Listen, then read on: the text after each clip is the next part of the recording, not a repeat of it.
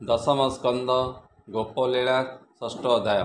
ବ୍ୟାସନନ୍ଦନ ମୁଖ ଶୁଣି ଅମୃତ ଭାଗବତ ବାଣୀ ଆନନ୍ଦେ ପୁଲକିତ ହୋଇ ମୁନି ଚରଣେ ଚିତ୍ତ ଦେଇ ଉଠି ଯୋଡ଼ିଣ ବେନିକର ରାଜନ କହଇ ଉତ୍ତର ଭମୁନି ହୋଇଛି ପବିତ୍ର ଶୁଣି ଚରିତ ଭାଗବତ। କୃଷ୍ଣକୁ ବସୁଦେବ ନେଇ ଅଇଲା ନନ୍ଦ ଘରେ ଥୋଇ ତହିଁକି କଲେ ବନମାଳି ଶୁଣିବି କୃଷ୍ଣ ବାଳ କେଳି କହି ପବିତ୍ର ମତେ କର ସେ ବହି ଚରଣେ ତୁମ୍ଭର ଶୁଣି ସାନନ୍ଦ ମୁନିବର କହନ୍ତି ଶୁଣ ଦଣ୍ଡଧର।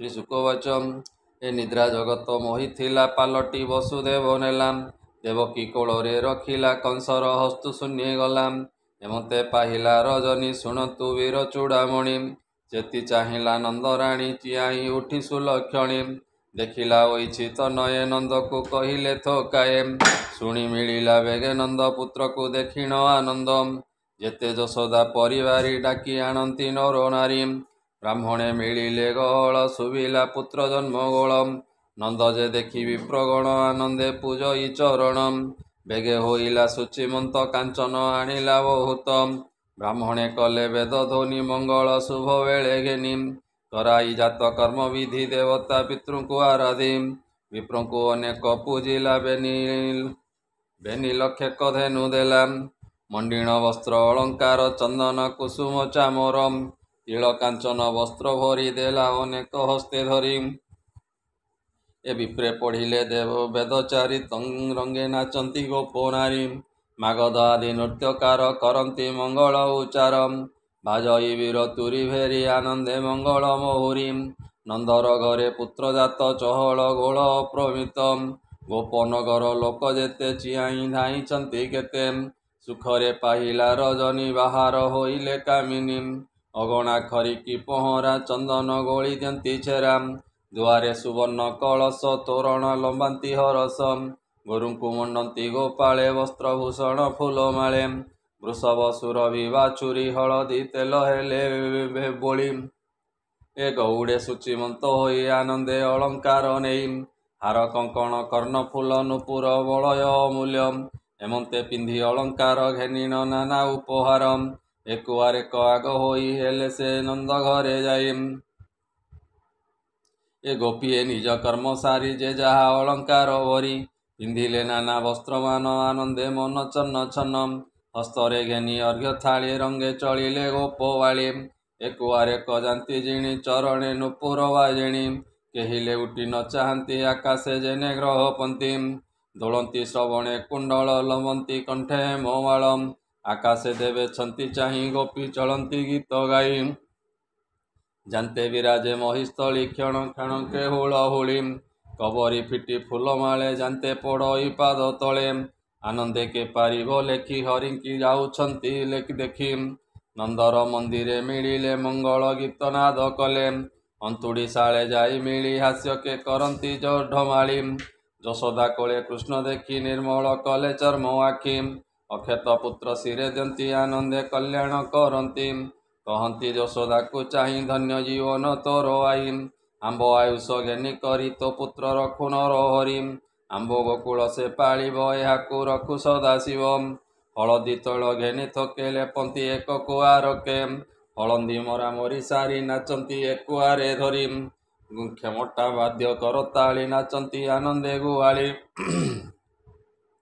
ଏ ବିଜୟ ପରମ ମଙ୍ଗଳ ଆନନ୍ଦ ମାନଙ୍କର ମୂଳ ଗୋପାଳେ ଏକ କୁଆରେ ଏକ କୁଙ୍କୁମ ବଧି ବୋଳନ୍ତି କେ ଏ ଲବଣୀ ଧରି ମରାମରି ନାଚନ୍ତି ଏକୁଆରେ ଧରି ଆନନ୍ଦ ହୋଇ ନନ୍ଦରାଏ ଭଣ୍ଡାର ଲୋଟାଇ ଥୋକାଏ ଦେଇ ସେ ଗୋରୁ ବସ୍ତ୍ର ଦାନ ତୋଷିଲା ସମସ୍ତଙ୍କ ମନ ରୋହିଣୀ ନିକଟେ ମିଳିଲା ଅନେକ ଧନ ରତ୍ନ ଦେଲା ଗୋପୀଙ୍କି କରାଇ ହରସ ଭୋଜନ ଦେଲା ଷଡ଼ରସ ଶ୍ରୀକୃଷ୍ଣ ଜନ୍ମ ମନେ ଗୁଣି ଗୋପେ ବିଜୟ କମଳିନୀ ଏମତେ ଗୋପର ସମ୍ପଦ ଜହିଁ ବିଜୟ ଆଦି କନ୍ଦ ଶୁଣି ହୋ କୁରୁ ନୃପମଣି କୃଷ୍ଣ ଉତ୍ସବ ଅନ୍ତେ ପୁଣି କଂସର ତଡ଼ିଆ ଥିଲା ନନ୍ଦକୁ କ୍ଷଣେ ନ ଛାଡ଼ିଲା ଏ ଦଇବେ ଆକାଟ ଅପାର ନେବ ସେ ବରଷକ କର ଗୋପାଳ ମାନଙ୍କୁ ବସାଇ ନନ୍ଦ କହଇ ଶୋକ ହୋଇ କଂସ ଆକଟ ମତେ କରି ମୁଁ ଆଜି ଯିବି ମଧୁପୁରୀ ପୁତ୍ରର ଚିନ୍ତା ତୁମ୍ଭେ କର କହି ଚଳିଲା ମଧୁପୁର କଂସର ଛାମୁରେ ମିଳିଲା ସୁନିଆ ଧନ ଗଣି ଦେଲା ମେଲାଣି ହୋଇଲା ତକ୍ଷଣ କିଣିଲା ନାନା ଦ୍ରବ୍ୟମାନ। ଗୋପନଗରେ ଯେତେ ଲୋଡ଼ା ଡାଳ ଜମ୍ବିଳ ଆମ୍ବ ସଢ଼ା। ସକଟେ ଭରି ମନ ତୋଷେ ମନ୍ତେ ଦିନ ଅବଶେଷେ। ଶାରୀରେ ରନ୍ଧନ ଭୋଜନ ନିରତେ କୃଷ୍ଣଠାରେ ମନ।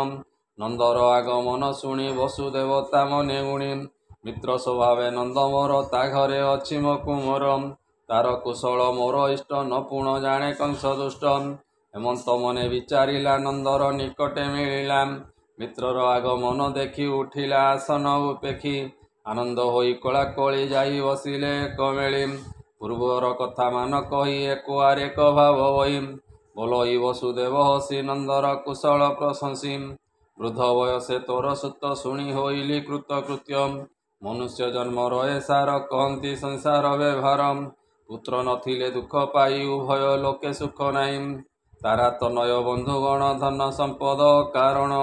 ଏ ପୁଣ ନୁହନ୍ତି ନା ସତ୍ୟ ଦର୍ପଣେ ପ୍ରତିମା ଯେମନ୍ତ। ଚିତ୍ର ପ୍ରତିମା ପ୍ରାୟ ଠୁଳ ଯେସନେ ସିନ୍ଧୁର ଓଲଳ।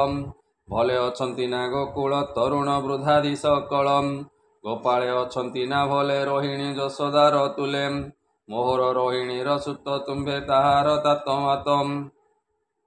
ପିତା ବିଚ୍ଛେଦେ ଅରକ୍ଷିତ ତୁମ୍ଭର ପାଳିବା ଉଚିତ। କିସ କରିବି ଉପକାର ଏତେ ଅନ୍ତରେ ମୋର ଘର। ଜୀବନ୍ତେ କୁଆରେ ସଖା ମରଣେ ପରଲୋକେ ଦେଖା। ହେମନ୍ତେ ମିତ୍ରର ସ୍ୱଭାବ ଆନନ୍ଦେ କହେ ବସୁଦେବ। ନନ୍ଦକୁ ବସୁଦେବ ଚାହିଁ କହନ୍ତି ଶୋକ ଭର ହୋଇ। ଭୂମିତ୍ର ବଡ଼ ମୋ ଆକୁଳ କହନ୍ତେ ବହେ ଅଶ୍ରୁଜଳ। ଦେବକୀ କଲା କେତେ ପାପ ଅଳପ ଦିନେ ଏଡ଼େ ତାପ। ପ୍ରସବେ ବରଷେ ବରଷ ଛପୁତ୍ର କଂସ କଲା ନାଶ। ଏବେ ଦୁହିତାଏ ହୋଇଲା ତାହା ମାରିବ ବୋଲି ନେଲା। କଂସ ହସ୍ତରୁ ଶୂନ୍ୟ ଗଲା କଂସର ମୃତ୍ୟୁ ସେ କହିଲା। ଏକଥା କର୍ମର ଆୟତ ଜଗତ ଧର୍ମେ ଆତଜାତ। ଦେବକୀ ଧରି ତାର କର ବୋଲଇ ଏହାକୁ ନ ମାର। ଏ ଦେବକୀ ବୋଲ ନ ଶୁଣିଲା କୋଳରୁ ଛଡ଼ାଇ ଘେନିଲା। ଚରଣ ଧରି କଚାଡ଼ନ୍ତେ ହସ୍ତରୁ ଗଲା ସେ ଅଧୂତେ। ଶୂନ୍ୟ ମାର୍ଗରେ ଗଲା ସେହି ସ୍ୱର୍ଗେ ନିବାସ କଲା ଯାଇ। ଏହା ଜାଣନ୍ତି ଜ୍ଞାନୀ ଲୋକ ତେଣୁ ନ ଲାଗେ ଦୁଃଖ ଶୋକ। ବୋଲଇ ବସୁଦେବ ଶୋକେ ଯାହା ଅର୍ଜିଲି ପୂର୍ବ ଲୋକେ। ସେ କଥା ସଞ୍ଚିତ ମୋହର ଭୂମିତ୍ର ଯାଅ ବେଗେ ଘର। କଂସ ଆଦେଶ ଘେନି ଶିରେ ଜଗତେ ବୁଲନ୍ତି ଅସୁରେ। ମାରିବେ ସବୁ ଶିଶୁ ପୁଅ ଭୂମିତ୍ର ଦଣ୍ଡେ ହେ ନରହ। କହି ଚଳିଲେ ବସୁଦେବ ନନ୍ଦର ମନ ଉଦବେଗ। ଶୁଣିନ ମିତ୍ରର ବଚନ ନନ୍ଦର ମନ ଛନ୍ନ ଛନ୍ନ। ସକଟେ ନାନା ଦ୍ରବ୍ୟ ଭରି ଚିନ୍ତଇ ପ୍ରଭୁ ନରହରି। ବାଜିଲା ଶଙ୍ଖ ଭେରି ତୁର ନଗରୁ ହୋଇଲେ ବାହାର। କୃଷ୍ଣ ଆଦେଶ ଶିର ଘେନି କହିଲେ ଶୁକ ମହାମୁନି। ସୁଜନେ ଶୁଣ ହରି ଲୀଳା ଏ ଭବ ସାଗରକୁ ଭେଳା। ଏ ନାବେ ବସ ଭ୍ରାନ୍ତି ଛାଡ଼ି ନମର ମୋହ ଜଳେ ବୁଡ଼ି। ସମ୍ପଦ ସ୍ୱପ୍ନ ପ୍ରାୟ ଦୃଶ୍ୟ ଏଣେ ଯେ ନକର ବିଶ୍ୱାସ। ନିରତେ ଚିନ୍ତି ନରହରି ନମର ଶୂନ୍ୟ କୋଳ କରି। ଗୋବିନ୍ଦ ନାମ ଜ୍ଞାନ ରସ କହଇ ଜଗନ୍ନାଥ ଦାସ। ଇତି ଶ୍ରୀମଦ୍ଭାଗବତେ ମହାପୁରାଣେ ପାରମହଂସ୍ୟାଂ ସହିତାଂ ବୟାସିକ୍ୟାଂ ଦଶମ ସ୍କନ୍ଧେ ବସୁଦେବ ନନ୍ଦ ସମାଗମ ନାମ ଷଷ୍ଠୋऽଧ୍ୟାୟ। बोल आनंदे कवार हरि हरि बोल।